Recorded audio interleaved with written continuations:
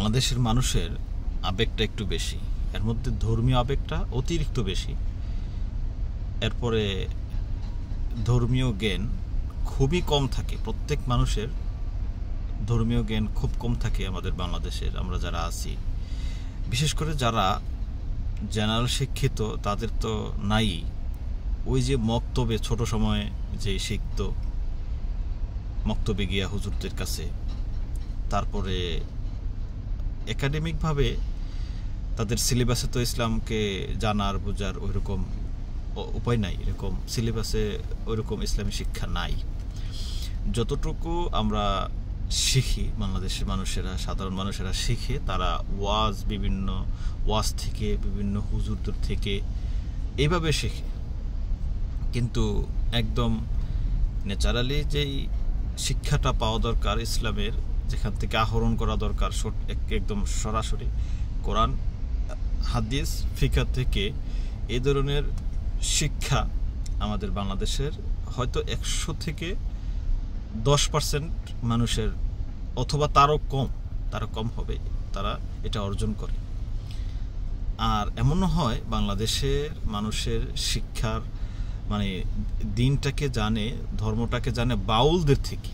বাউল গানে যায়, ওইখানে অনেকে, আমার অনেক দেখা আছে এরকম গ্রামে, যারা মানে ধর্মীয় ব্যাপারে কথা বলে, যে বাউল গান থেকে শুনে তারা মনে করে যে ওইখান থেকে যারা বাউল গান গায় মানে তাদের থেকেও মানে কিছু শিখার আছে দিনের ব্যাপারে, অনেকে মনে করে।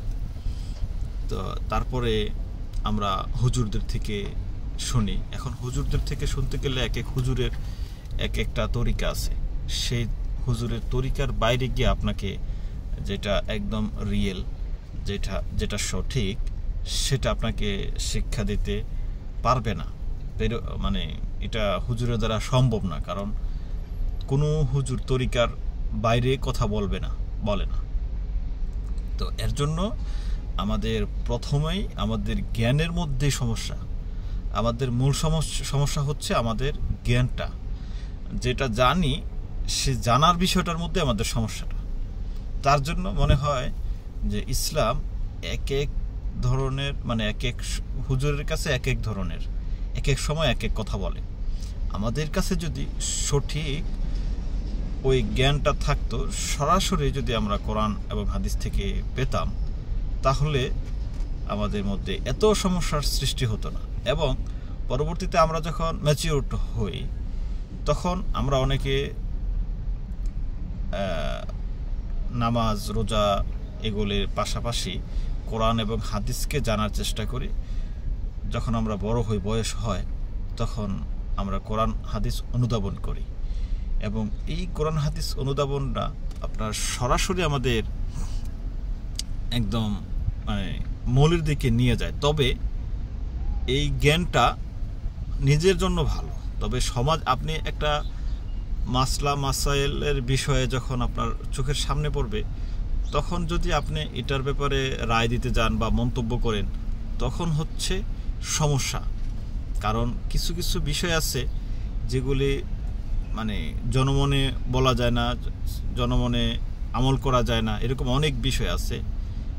তো এই বিষয়গুলি সাধারণ যারা মানে জেনারেল শিক্ষিত থেকে উঠে আসা তারা করে, এটা তারা বুঝতে পারবে না। আমি এটা বলছি না যে জেনারেল শিক্ষিত লোক কোরআন হাদিস পড়তে পারবে না। হ্যাঁ, অবশ্যই আমি বলছি পড়তে পারবে, কিন্তু যখন কোনো জ্ঞানগর্ভ আলোচনা আসে একাডেমিকভাবে ইসলামিক নলেজের ব্যাপারে, তখন এই বিষয়ে যারা সাধারণ মানুষ আছে তারা কথা না বলে, মানে এটার গভীরে না গিয়া, মানে এটার যে বাহ্যিক আমল সেটাই করাই ভালো। আর যে কথা প্রথমে বলছি যে আমাদের ধর্মীয় আবেগটা অনেক বেশি, ধর্মীয় আবেগ দরকার আছে, কিন্তু ধর্মীয় আবেগ যতটুকু থাকবে তার থেকে বেশি থাকতে হবে আপনার ধর্মীয় জ্ঞান। ধর্মীয় জ্ঞান না থাকলে আপনি একটার সাথে একটা কম্পেয়ার করতে পারবেন না। অনেকে মনে করে যে ধর্ম তো জ্ঞান তো আছেই, নামাজ রোজা এগুলির মাসলা মাসাইল তো জানি, তারপর কয়েকটা সূরা জানি, এই আমার আর কি জানার প্রয়োজন আছে? অনেক কিছু জানার প্রয়োজন আছে, যেটা আসলে এই মানে অল্প কথায় বলে বোঝানো যাবে না সেটা। তারপরে আমাদের সবার উচিত হবে যে কোনো হুজুর কোনো ব্যক্তি থেকে কথাবার্তা না শুনে সরাসরি কোরআন এবং হাদিস থেকে যেন আমরা জ্ঞানটা আহরণ করতে পারি।